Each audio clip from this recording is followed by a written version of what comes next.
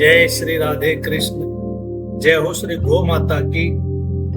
दया करुणा के सागर बहुला चौथ माता सभी भक्त जनों को कुशल मंगल रखे। इसी मंगल कामना के साथ आज हम बहुला चौथ माता के व्रत का वर्णन करेंगे। इसकी कहानी कुछ इस प्रकार से बतलाई गई है भक्त जनों। एक साहूकार के एक बेटे और बहू थे। बेटा व साहूकार दोनों ही कुछ नहीं कमाते थे। बड़े बूढ़ों का धन था, उससे काम चलाते थे। जब भी बहू बाहर कचरा डालने जाती तो पड़ोसन उससे पूछती, बहू आज क्या खाना खाकर आई है? तब वह कहती कि ठंडी बासी रोटी खाकर आई हूँ। तब पड़ोसन कहती कि तू तो रोज ही ऐसा क्यों बोलती है? एक दिन यह बात साहूकार के बेटे ने सुन ली।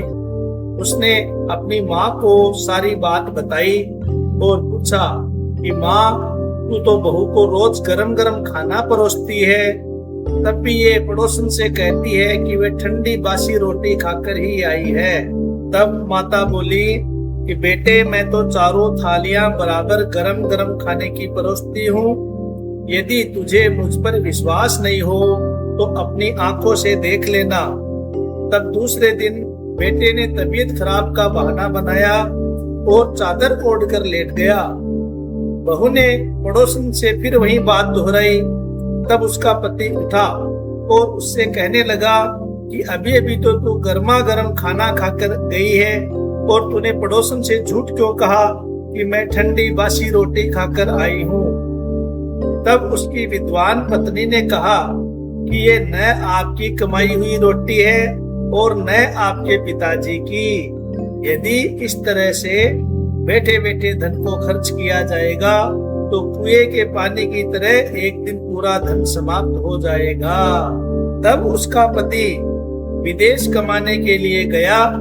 पीछे से उसकी पत्नी 12 महीने का चौथ का व्रत करती थी। उसको प्रदेश में रहते हुए 12 वर्ष व्यतीत हो गए। चौथ माता व विनायक जी ने सोचा कि अब इसके पति को घर बुलाना चाहिए, नहीं तो हमें इस कलयुग में कौन मनाएगा, कौन पूजेगा। चौथ माता लड़के के सपने में जाकर बोली कि तू घर चला जा, तेरी पत्नी तुझे बहुत याद करती है। तब वह बोला कि मैं कैसे गांव चला जाऊं, मेरे यहाँ बहुत बड़ा कारोबार फैला हुआ है।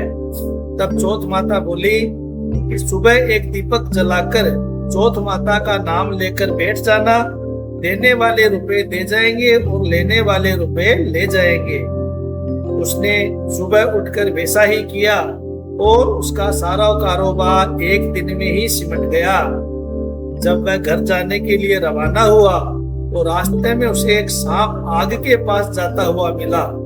लड़के ने सोचा सांप जल जाएगा, तो उसने सांप को भगाने के लिए सिसकारी भरी। लेकिन तभी नागराज बोले कि हे पापी दुष्ट, मेरी तो 12 साल की योनि पूरी हो रही थी। मैं तो सांप योनि से मुक्त हो रहा था, लेकिन तूने मुझे रोक लिया, इसलिए मैं अब तुझको डसूंगा। तब वह लड़का बोला कि हे नागराज, तुम मुझे अवश्य खा लेना। मैं आपको वचन देता हूँ, मैं 12 वर्ष बाद अपने घर मिलने जा रहा हूँ। कल रात आप अवश्य आ जाना। जब माँ बाप का दुलारा बेटा पत्नी का प्यारा पति घर आया तो वह बहुत उदास था। कारण पूछने पर भी उसने नहीं बताया और एक सीढ़ी पर दूध का कटोरा रख दिया। दूसरे पर बाड़ू मिट्टी बिछा दी, तीसरे पर फूल माला बिखेर दिए और चौथी पर इत्र छिड़क दिया, 5वीं पर मिठाई रख दी।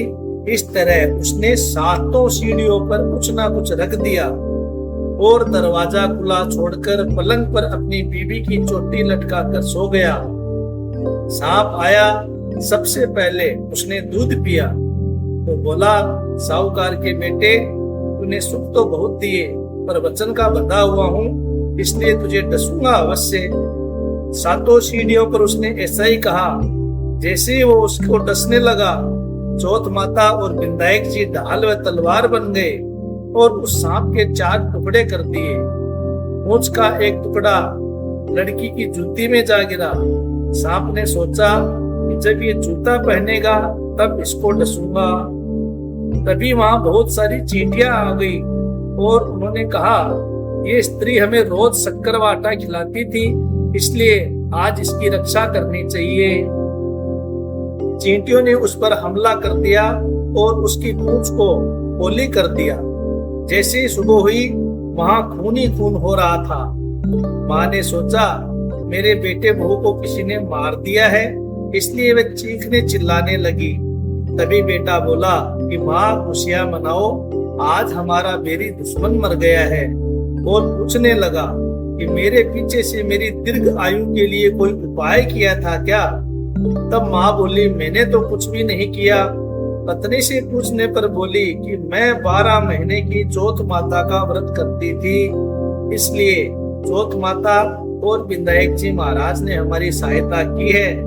तब सास बोली, ये झूठ बोलती है, रोज मैं इसे 4 बार रोटी देती थी, तो फिर इसने चौथ का व्रत कैसे किया? तब बहू बोली, एक बार गाय को खिलाती, एक मैत रानी को देती, एक जमीन में गाड़ देती और शाम का खाना मैं चंद्रमा को अर्घ देकर खाती थी। यदि विश्वास नहीं है तो पूछ लो। तब गाय माता से पूछा तो वह हंसने लगी और पलाश के फूल उसके मुंह से गिरने लगे। जमीन में खोद कर देखा तो रोटियों की जगह सोने के चक्कर थे। रानी से पूछा, उसने भी हाँ भर दी। हे चौथ माता, जैसे उसके पति की रक्षा की, वैसे हम सबकी रक्षा करना और सबकी मनोकामना पूर्ण करना। बोलिए श्री विधायक जी महाराज की जय हो। दया करुणा की सागर ममता महिमा श्री चौथ माता की जय हो।